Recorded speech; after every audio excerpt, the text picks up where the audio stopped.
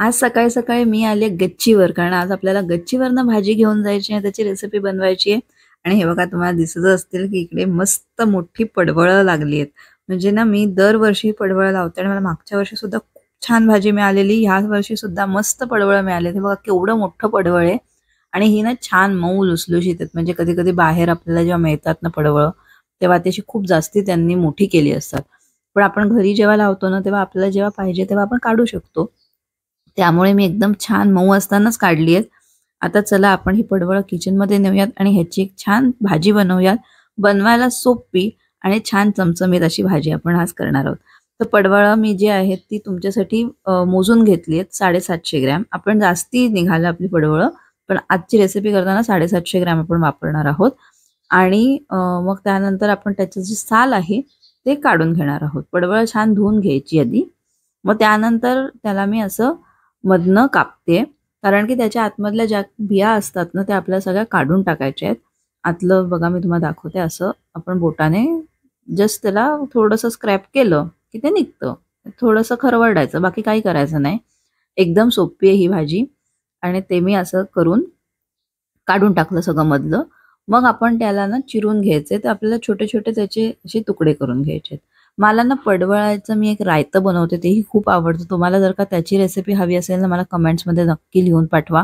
मी तुमच्यासाठी ती रेसिपी पण घेऊन येईन. ह्याच करता तर मी हे पडवळ लावते कारण की मला ह्या भाज्या खूप आवडतात. चला आता आपण फोडणी तयार करूयात. त्यासाठी मी 2 चमचे तेल घेतले. तेल छान गरम करून घ्यायचं. मग त्याच्यामध्ये आपण घालणार आहोत मोहरी. मोहरी छान तडतडू द्यायची. मग त्याच्यानंतर आपण त्याच्यामध्ये हिंग घालणार आहोत आणि हिंग घातल्यानंतर आपण बारीक चिरलेला कांदा त्यात घालणार आहोत. एक मोठा कांदा मी बारीक चिरून घेतलाय. त्याला थोडासा मी परतला असा आणि मग त्याच्यानंतर आपल्याला त्याच्यामध्ये ना मीठ घालायचे. मीठ घातल्याने काय होतं, की कांदा जो आहे ना, तो आपलं पाणी सोडतो आणि तो खाली म्हणजे कढईला खाली लागतही नाही आणि तो छानपैकी शिजतो सुद्धा. मग त्यामध्ये आपण घालूयात हळद, धणा जिरा पावडर. मी एकत्र केलेले आहे. धणा आणि जिरा एकत्र करून मी ही पावडर घातली आहे आणि त्याबरोबरच थोडंसं आलं लसणाची पेस्ट घालूयात. आता ह्या सगळ्या गोष्टी आहेत ना, त्या मस्तपैकी मिक्स करून घेऊयात मी मसाले आणि मग ह्याच्यामध्ये मी घातलेत वाल. तर मी 1 कप वाल ह्याच्यामध्ये घातलेत. वाल मस्तपैकी मी मोड आणून घेतलेत. त्यांचं मी साल काढलेले आणि ते मी 1 कप मोजून घेतलेत. आता वाल जे आहेत ना, ते थोडेसे असे सवताळायचे. म्हणजे 2 ते 3 मिनिटं छान त्याला असं आपण सवताळून घेतल्यावरच पाणी घालायचं, जेणेकरून त्याच्यामध्ये चव जी आहे ना, ती खूप जास्ती छान येते. नाहीतर आपले मसाले आहेत ना, त्याची चव त्यात उतरणार नाही. आता बघा ह्याच्यावर ताटली ठेवून मी त्याच्यावर पाणी ठेवून वाल शिजवून घेते. वाल शिजवून पहिले घ्यायचे कारण की पडवळ पटकन शिजेल आणि जर का तुम्ही एकत्र घातलं तर ते वाल शिजणार नाहीत. म्हणून मी पाणी घालून थोडं पहिले वाल शिजवून घेतले. त्यानंतर बघा आता आपण उघडलंय भांड्याचं झाकण आता आपण बघूयात. हे बघा. असं चेक करून घ्यायचं. सगळ्यात सिंपल. जर का आपल्याला कळत नसेल किती वेळ लागणार तर सरळ चेक करायचं. वाल थोडेसे कडसर असतात म्हणून थोडासा गूळ घालायचा त्याच्यामध्ये, अगदी छोटासा खडा. मग लाल तिखट. आता लाल तिखट मी पहिले मसाल्यांमध्ये घातलं नाही कारण बऱ्याच वेळा असं होतं की ते घातलं की खाली फोडणी जळते आपली किंवा ती लागते. म्हणून नंतर घालायचं. लाल तिखट तुम्ही तुमच्या हिशोबाने कमी जास्ती करू शकता. मग मी याच्यामध्ये सगळी पडवळं घातली आणि आता याला मस्तपैकी आपण मिक्स करूयात. मी सगळा मसाला जो आहे ना, तो पडवळांवर लागला पाहिजे. आता आपण पहिले जे मीठ घातलेलं ते फक्त कांद्यापुरतंच होतं म्हणून आता पडवळासाठी सुद्धा आपल्याला त्या मापाने मीठ घालायचंय. आणि हे सगळं जे आहे ना, ते आपण मस्त मिक्स करून घेऊयात. बघा तुम्ही आत्ताच भाजी किती छान दिसतीये. त्यानंतर ताटली ठेवून ह्याला आपल्याला शिजवून घ्यायचंय.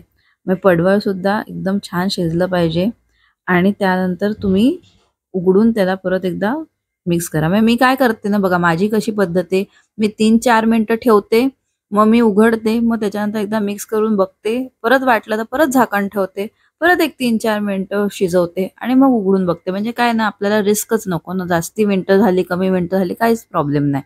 2-3 मिनिटं ठेवायचं आणि मग परत उघडून बघायचं आणि मग भाजीला मध्येच एकदा असं थोडंसं हलवायचं, की त्याने काय होतं, की आपल्याला परफेक्ट कळतं, की भाजी कधी शिजली. आता ह्याच्यामध्ये मी खवणलेला नारळ घातलेला आहे आणि थोडीशी कोथिंबीर, की झालं आपली भाजी तयार आहे. म्हणजे किती सोपी आहे करायला, पण ही खूप छान लागते.